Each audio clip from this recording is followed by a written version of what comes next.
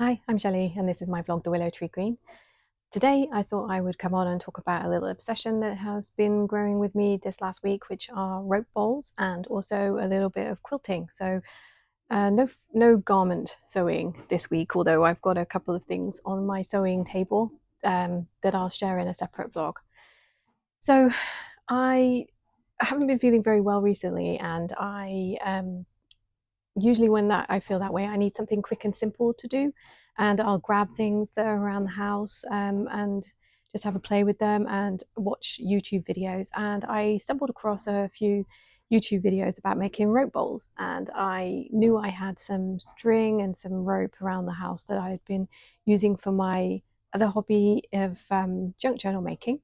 So I thought I would give it a go, and it actually turns out to be pretty simple.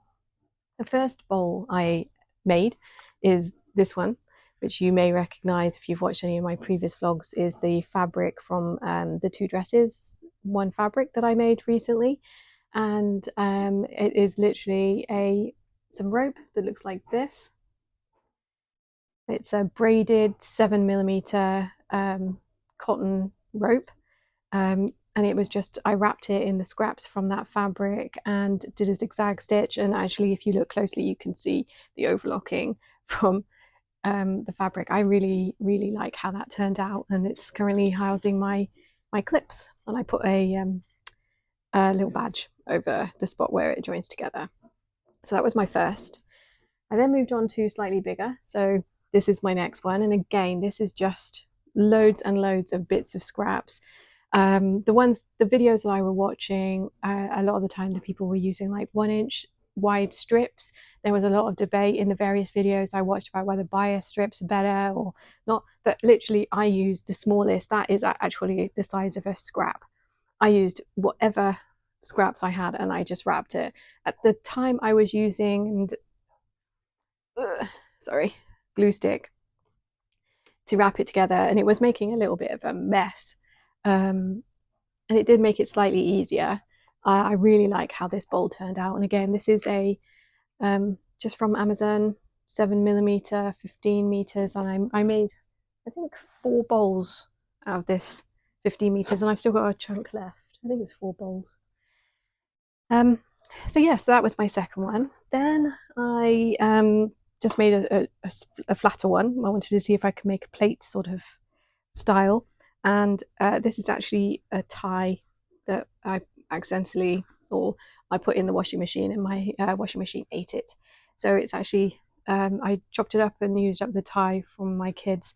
There's a bit of velvet in there, all sorts of stuff, but it's much flatter, and I just used the edge of the tie there on the edge.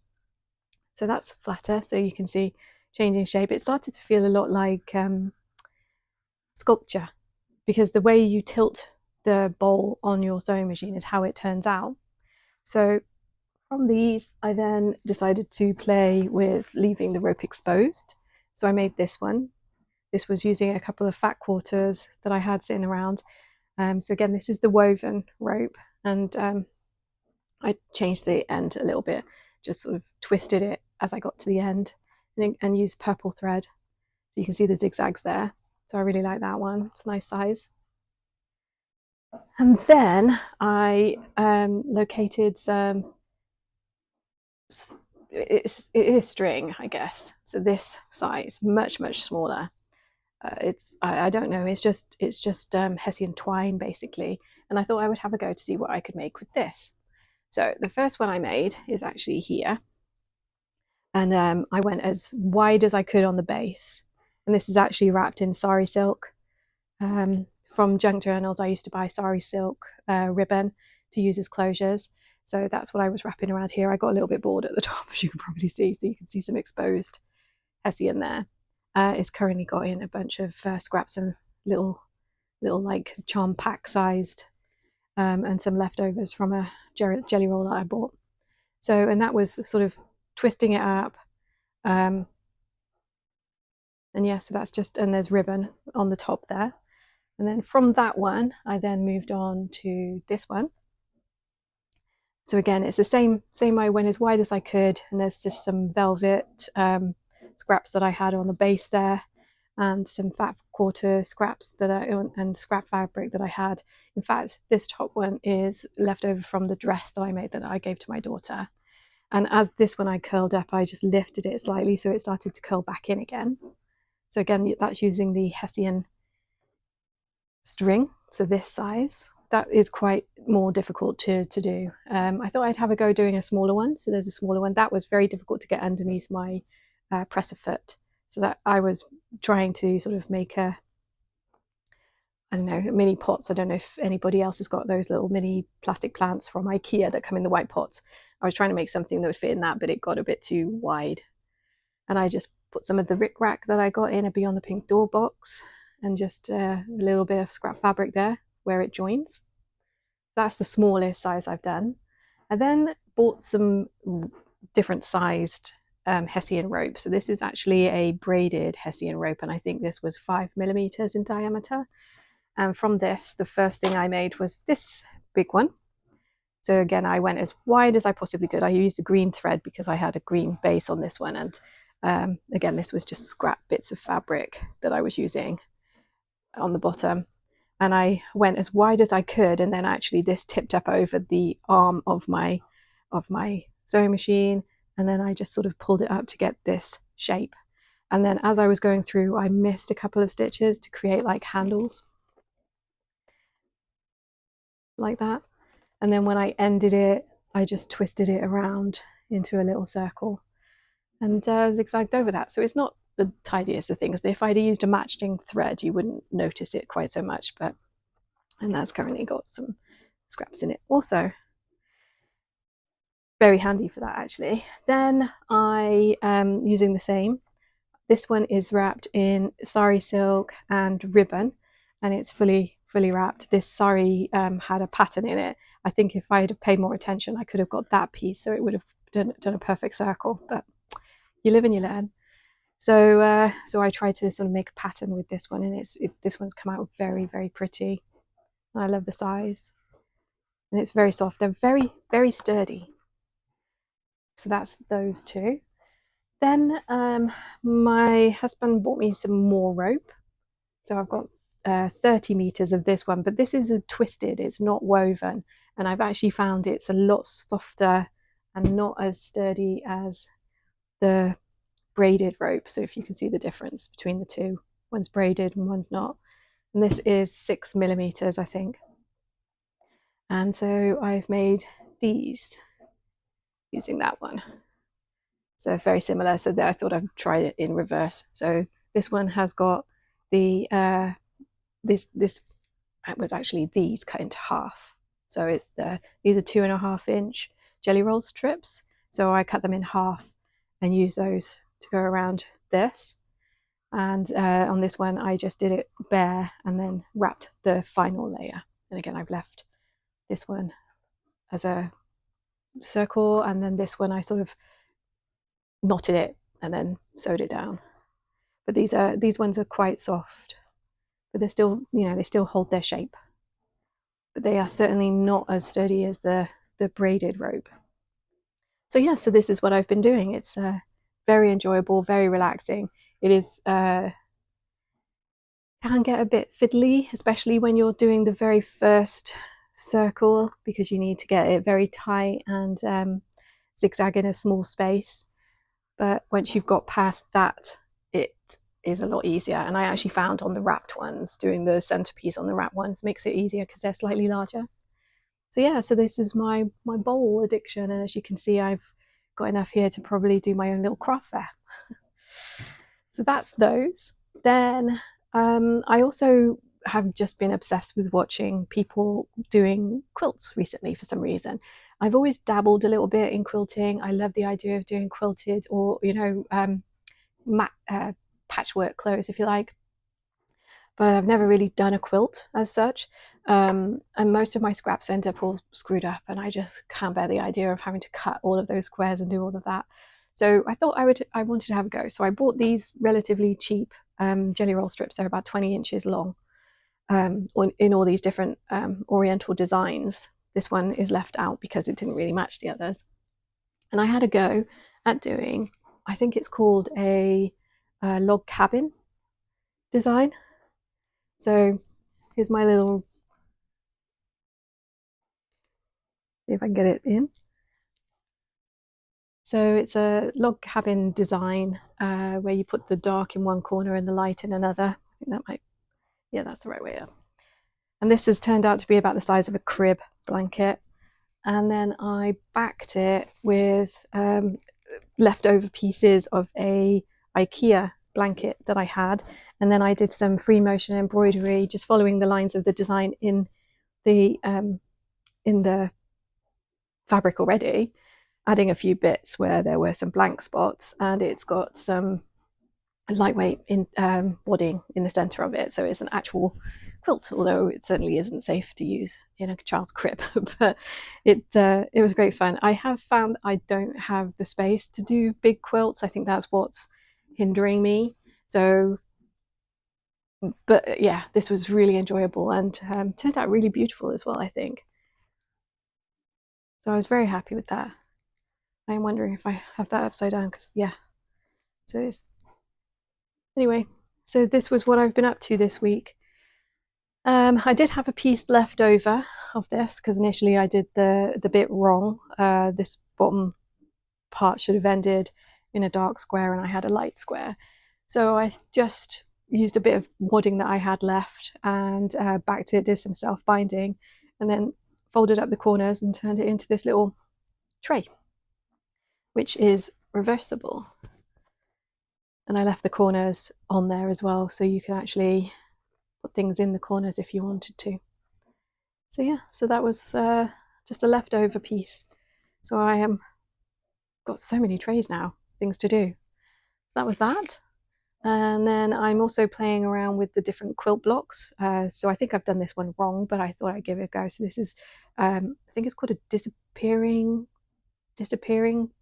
something or other. This is only 4. There was 4 different little squares like this. So I think each of these is roughly, yeah, so they're roughly, what is this, 4 inches.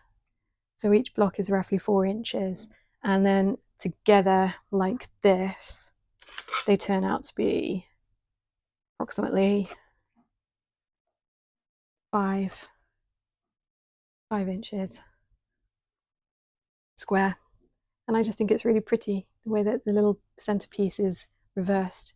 But I do think I did it wrong. I probably should have put the red ones there, but I don't know. Anyway, so I've been playing around with that as well, and just noticing my pressing on the back wasn't so good. I have been paying attention to the amount of pressing that is required when you're doing quilting. So yeah, so that's what I've been up to this week. I do have, I've had a couple of fabric deliveries.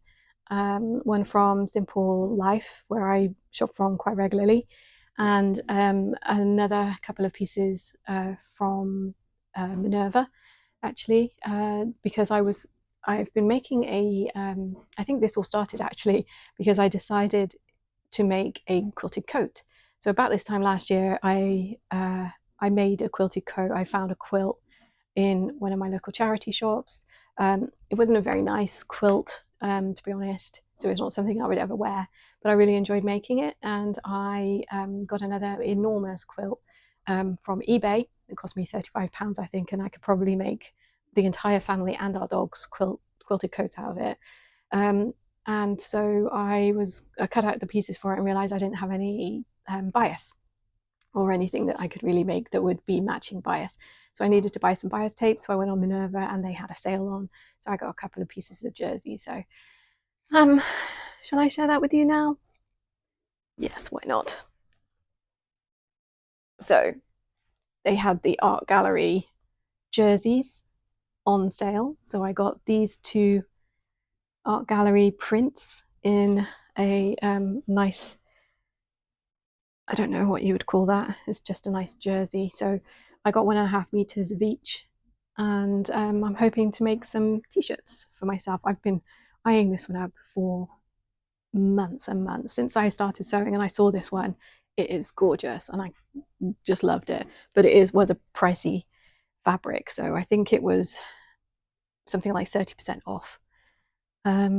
So yeah, so I got 1.5 meters of each of those, and I got a bunch of stuff from Simple Life Fabrics, and I will tag on to this if you're interested, that little haul which I recorded earlier in the week when it arrived. So thanks for watching, and if you're interested in the fabric haul, stick around, that's coming next. Bye. Order some fabric. So this is all from my favourite place where I shop quite frequently, which is Simple Life Fabrics. I am also a bit of a bargain hunter, so I was, scrolling through the remnants of various shops, and a few of these are from the remnants at Simple Life Fabrics as well. So the first one, you might think I bought for my son, but he's 14 years old, will not be seen dead in this, and I have, as you can probably tell, already cut something out. So I'm going to have a Jarrah sweater like I'm wearing in with some spaceships on it just to cheer myself up. So that's cut out and behind me, and it literally should take me like 30 minutes to sew that up, but I just haven't felt like it. I got the front and the back and the sleeves cut out, and then I was exhausted, so I had to stop. So that's coming soon. I also got this is a cotton. It's very pretty, very summery print, so it may well sit around until next summer. But it was a remnant, and it's got this beautiful teal base with passion flowers and whatnot on it. So looking forward to sewing that up. It's very soft. This has all been washed. This is a double gauze with looks very denim coloured, and it's got a print of flowers. They look like sunflowers. So again, it's quite summery. I can't remember how much I've got there. It's a fair chunk. So, but I think probably a skirt is what I'm thinking with that. Then another double gauze. Look at that. Isn't that pretty? So this was all to cheer myself up because I was feeling miserable. So yeah, I mean, I couldn't pass that up. So it's a black base with these. They're like glued. It's almost like glue spots. It's very odd, or paint splatters. But I've got enough there for some kind of t-shirt type top. Even the Jarrah sweater, it's got a drop sleeve, and it has this little indent here, so you could quite easily make the Jarrah sweater top without sleeves. So I don't know, I haven't really thought about what I'm going to do with that, but we'll see. The next one was a bit of a different for me. It's actually a voile, I don't know how to say that. It's see-through basically. So but I've had this type of fabric before. I accidentally, I bought a what I thought was a bunch of viscose from Fabric Guys online, and basically all of the stuff that turned up was this sort of fabric. So, and this was early in my sewing career when I was basically looking for deals basically, and Fabric Guys were doing this. I think it was something like 20 meters of fabric at a really good price, and it was random prints. You didn't know what you were going to get. Anyway, it all turned out like this, and I had no idea how to sew it. Going off topic, this is a design that I've had. I've got it the wrong way out, so that's the actual green colour compared to that. I've had this design before in an actual viscose, and I saw this, and having had that experience with the voile, I do know how to sew them now. So some kind of overdress with this is going to happen. And then finally another viscose, or a viscose, because I don't know if did I no other viscose in here. And this was a remnant of this. Gorgeous autumn colours. I really like these colours. I think they actually suit me quite well, especially as I'm going back to my natural grey. And so yeah, it's a beautifully soft viscose with this, and it's paisley, but it looks patchwork.